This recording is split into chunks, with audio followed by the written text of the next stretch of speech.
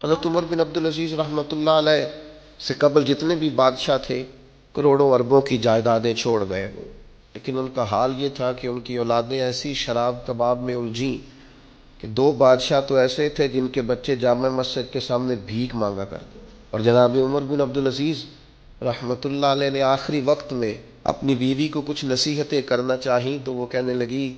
اللہ تعالیٰ آپ کو آپ کی نیکیوں کی جزا دے، اولاد کے لیے کچھ نہیں کر سکے آپ، کچھ نہیں ہے ہمارے بچوں کے پیچھے۔ تو آپ نے فرمایا بلاؤ نا بیٹوں کو۔ بیٹے حاضر ہوئے تو حضرت عمر بن عبدالعزیز کہنے لگے، بیٹا تمہارا باپ بزدل تھا،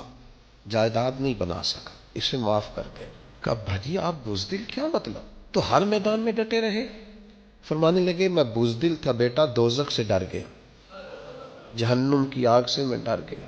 میں نہیں اپنے مالک کے عذاب کا مقابلہ کرنے کی سکت رکھتا تو میں ڈر گیا، تمہارے لیے کوئی ناجائز پیسہ جمع نہیں کر سکا، اپنے باپ کو معاف کر دینا۔ تو جناب عمر بن عبدالعزیز کے بیٹے اٹھ کے اپنے والد کے قریب بیٹھ گئے، کہنے لگے ابا جی آپ پہ سلامتی ہو، پرانے بادشاہوں کی